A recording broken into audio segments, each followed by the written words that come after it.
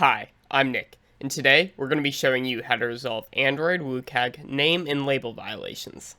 WCAG 2.3.5, titled Name and Label, states that text, or images of text, must contain an accessibility name which matches the text that is visually presented.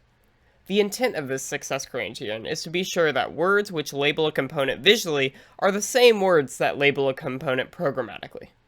Mismatches between visual labels and programmatic names for controls are even more of an issue for text-to-speech or speech input users who have cognitive challenges. Mismatches create extra cognitive function for speech input users who must remember a different speech command than the visual label of the control. For more details on WCAG name and label violations, check out this link here. Link also in the description down below. Let's go ahead and fix a WCAG name and label violation, but first, it would be perfect if you could like and subscribe. Here we have a normal and a violating button for the name and label violations. Let's pull up our emulator to see if there's a difference between our screen reader is able to see. Let's go ahead and click on each one of these buttons to see if we can hear the difference. Normal button. Double tap to activate. This is different description button. Double tap to activate.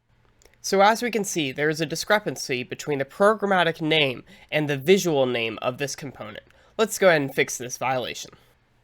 Here we can see that the normal button has an identical content description, which is the programmatic name in Android development, and text description, which is the visual name.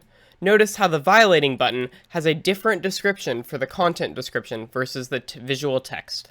We can fix this violation by making sure that the content description matches the visual text. Let's make these changes and go ahead and rerun our application so we can see the update on our emulator. From within the emulator, we can see that the programmatic name and the visual name for this component now match. No longer violating button. Double tap to activate. And just like that, we fixed our name and label accessibility violation. What accessibility criterion would you like to see added to WCAG? Let us know in the comments down below. Happy developing!